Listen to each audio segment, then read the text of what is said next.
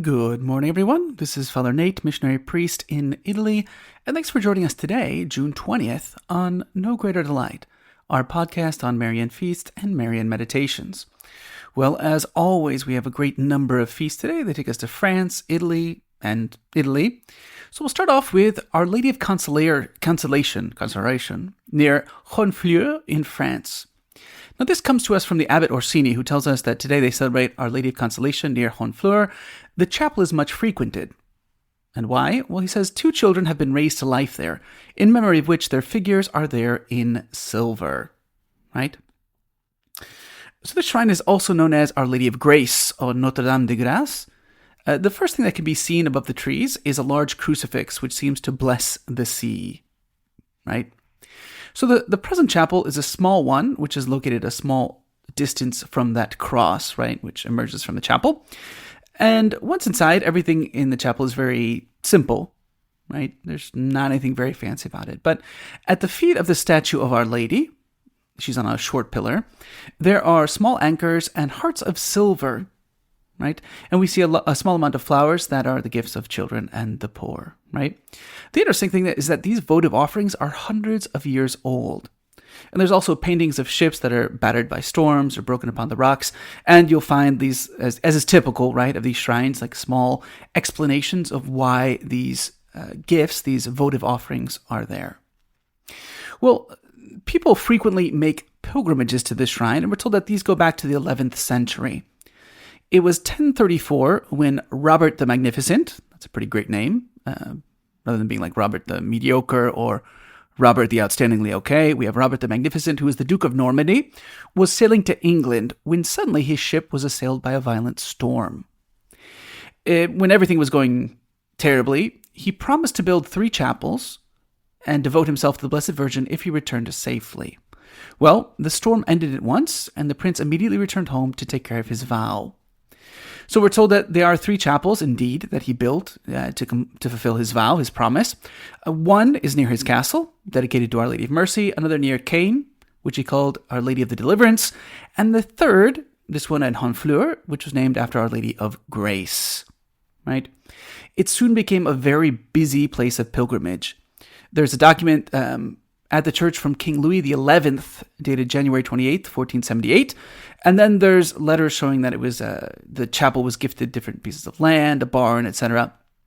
Now, it was here, right, at this remote chapel, about 5 kilometers from the city of Honfleur, that a certain Marie-Françoise Thérèse Martin came with her father and her sister Celine in July of the year 1887 to pray to Our Lady of Grace that Thérèse might be able to enter Carmel, right? And of course, that Thérèse is known today as Saint Thérèse of the Child Jesus and the Holy Face, or simply Saint Thérèse of Lisieux, the Holy Flower. The Little Flower, Holy Flower. She is holy, but it's not what they call her. Then we're going to jump down to Italy, where they celebrate La Consolata, Our Lady of Consolation, which is an icon that's found in Turin, in the Piedmont region in Italy. Again, according to tradition, it was painted by St. Luke and given to St. Maximus, the Bishop of Turin, by St. Eusebius of Cremona, who was the abbot of Bethlehem. Then, during the period of iconoclasm, when they were destroying icons, it was hidden. But in 1014, the Marquis of Ivrea received a vision of Our Lady at his bedside, requesting a chapel to be built to La Consolata. Right? When he fulfilled her request, he regained his health and discovered the old icon in the church's crypt. Unfortunately, the Church of St. Andrew was destroyed by civil war. In 1104, a blind man in France dreamed of painting of Our Lady under the ruins of the church in Turin. Believing that Our Lady would restore his sight if he'd restored her honor, the man journeyed to Italy, again this blind man, and convinced a number of people to start digging. On June 20th, 1104, June 20th, of course, that's what they celebrate today, they uncovered the remains of the chapel and the undamaged icon of the Consolata, right? And so every year on this date, they have a huge celebration, right? We are told, though, however, that the icon over the sanctuary's main altar is a copy of another icon that was made in the 1400s. Okay. Now, last but not least, I said we go to Italy. Actually, we do go to Italy, but I forgot to mention that we go to Argentina, where they celebrate Nuestra Señora del Rosario del Milagro, Our Lady of the Rosary of the Miracle, in Córdoba, Argentina.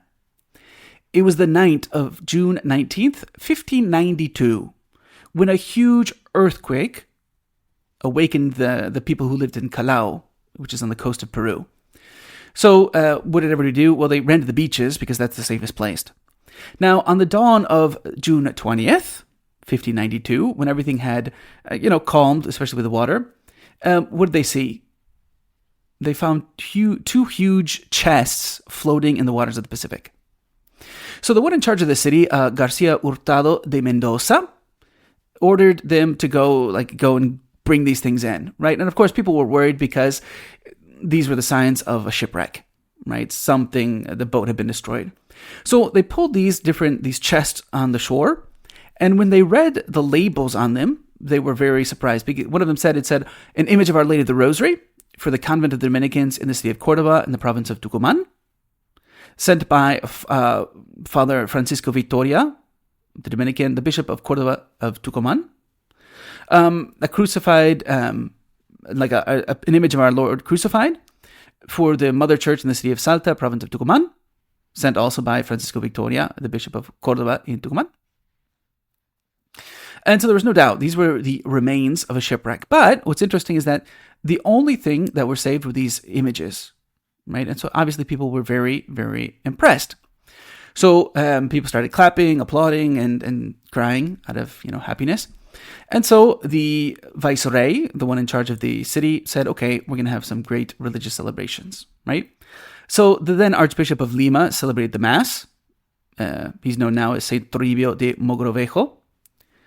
And then also, we're told, because these images were placed in the cathedral church, that they were venerated by St. Rose of Lima, St. Francis Solano, and St. Martin de Porres, right?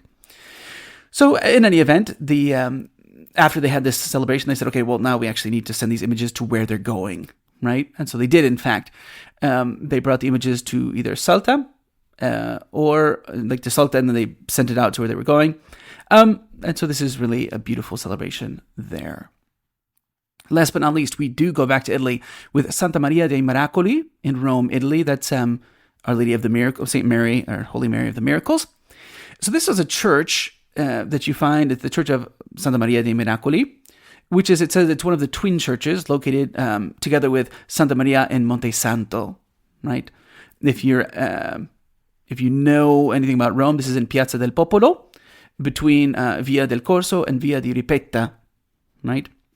So why did they build this church? Well, it says, according to tradition, that this is a miracle that took place on the shores of the river. On June 20th, 1325, a very desperate mother cried out to Our Lady, who is painted on a wall alongside the river, right? Because her little child had fallen into the river. So once the child was saved, to recall that event, they decided to build a chapel dedicated to Our Lady, in which that miraculous image, which is now known as Our Lady of the Miracles, was placed. So that's the origin of the church, and that is what we are celebrating today in the Marian world on June 20th. For today's Marian meditation, taken from the book by Father Ildefonso Villar, we start meditation 82, entitled Mary, Universal Mediatrix of all graces. So the first point is, in what mediation consists? A mediator is a link between two extremes, as dawn is a mean between light and darkness. A mediator partakes of and represents both parties, and embraces both as his own. According to St. Robert Bellarmine, a mediator is judge and umpire who administers justice between both contending parties. A mediator is a harbinger of peace, since he lays down the conditions to which the opposing parties should submit so that lost friendship may be restored. A mediator is a royal favorite, who imposes his influence with the monarch in order to obtain pardon and favor for those who have offended his majesty. He is, lastly, a martyr of charity, who lays down his life in just reparation for the person offended. Now apply these principles to our Lord Jesus Christ, and you will see how full of truth are the words of St. Paul. There is only one God and only one mediator between God and men, Jesus Christ. Our Lord, in virtue of his threefold character of Messiah or envoy of the Father, of eternal priest, and of Redeemer of the world, is assuredly the real mediator, the angel of peace who appeases the wrath of God against men, since Jesus, by laying down his life, gives abundant satisfaction for all the sins of mankind. But after Christ, together with Christ and through Christ, on account of the union that she had as his own mother, certainly not considered in herself, but on account of the share she had in the work of our redemption, Mary is the real co-redemptrix of men, the perfect mediatrix between God and ourselves. Since she is the mother of God and our mother, she consequently joins these two extremes, and, as Mother of Mercy, she always gives her verdict and sentence in favor of sinners. She is the Queen of Peace, and therefore she obtains peace for those children who rebelled against God and who by sin were in a state of war against their Creator. She is the praying omnipotence. Therefore, as Saint Bernardine of Siena says, all things are subject to Mary, even, so to say, God himself, since a word from Mary is enough for God to grant what she desires. Finally, she is the Martyr of Charity and the Queen of Martyrs, a title she obtained together with her son when she immolated herself at the foot of the cross, offering to the Eternal Father the divine victim, and therefore constituting but one sacrifice by a perfect association with it. For today's reading from the Admirable Heart of Mary by St. John Eudes, we start chapter 3 of part 10. If you recall, part 10 is the exposition of the Magnificat, which treats its meaning verse by verse. And today we start, My soul doth magnify the Lord. This begins, St. John Eudes actually begins the commentary on the Magnificat. The first verse contains only 4 Latin words, Magnificat anima mea Dominum. But they are words imbued with great mysteries. Let us weigh them carefully and devoutly.